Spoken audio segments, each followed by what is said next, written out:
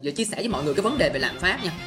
Mọi người phải hiểu lạm phát là thu nhập mọi người là cũng lạm phát, và cái giá tiêu dùng, cái giá của cái món đồ đó cũng lạm phát. Tức là không chỉ giá món nó tăng mà tiền lương mọi người cũng tăng, thì nó mới gọi là lạm phát. PhD in Economics mà giải thích vậy hả? Để dân kinh tế thiệt giải thích inflation cho mấy đứa nghe nha.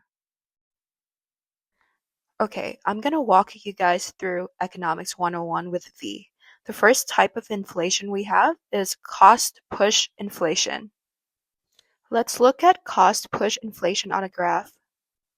This is your output. This is the price level. Let's draw aggregate supply and aggregate demand.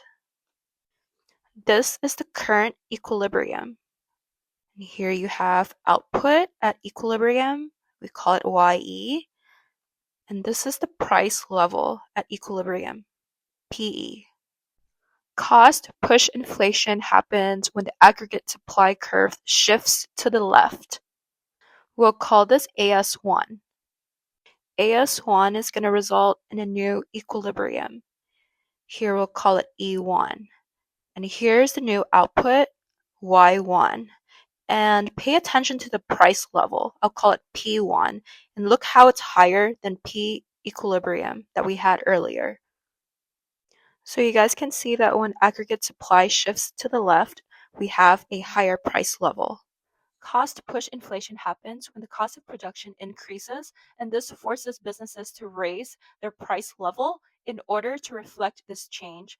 Now, there are multiple scenarios where the cost of production increases.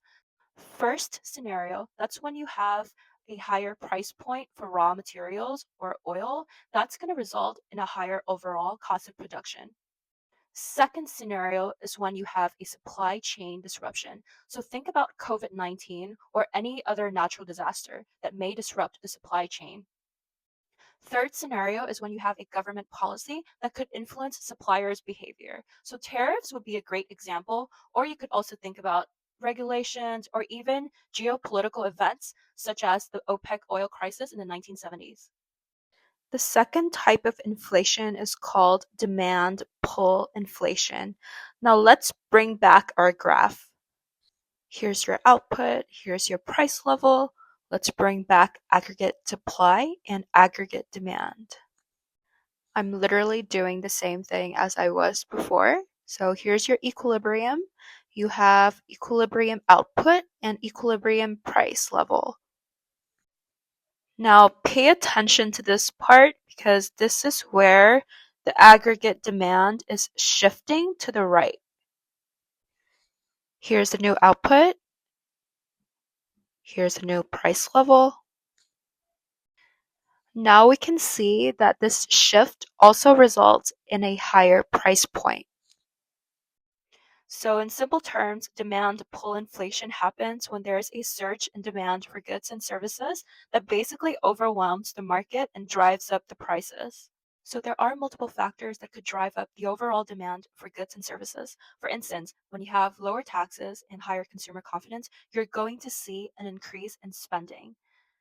Another common example is when a country's currency falls, making its goods and services cheaper for foreign buyers, we're going to see an increase in exports and also an increase in overall demand.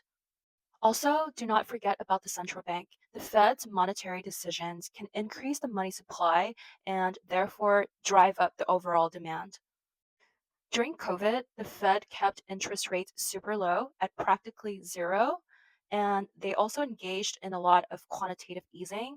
And in my opinion, it's one of the contributing factors to the inflationary environment that we're seeing today. Okay, last but not least is the built-in inflation, also called the wage price inflation. This is a self-perpetuating cycle where rising prices and rising wages are both driven by the expectation that inflation is here to stay. I think this is what Huy was trying to say because he did mention rising wages and rising prices, but he just did a horrible job at explaining these terms. And frankly speaking, I don't think he has a PhD level of understanding when it comes to economics. Okay, so let's start this cycle with rising inflation. When everything else is getting more expensive, and your wages are not caught up with inflation, your purchasing power is actually going down. And over time, workers are going to demand higher wages to make up for the cost of living. Over time, this demand is going to lead to higher labor costs in the labor market. That basically means employers have to pay more to get people to work for them. And in order to pay their workers more, businesses have to pass that burden onto consumers. And that's through raising prices, which then leads to even more inflation. Nếu không phải là chuyên môn của mình và không có chứng chỉ, không có bằng cấp gì thì đừng có nên dạy. Dạy người ta thiếu ý và dạy sai. Anh tưởng đâu là không có ai hiểu kinh tế hay sao mà anh đụng trúng như cái con mà đang làm ở phố Wall luôn á anh.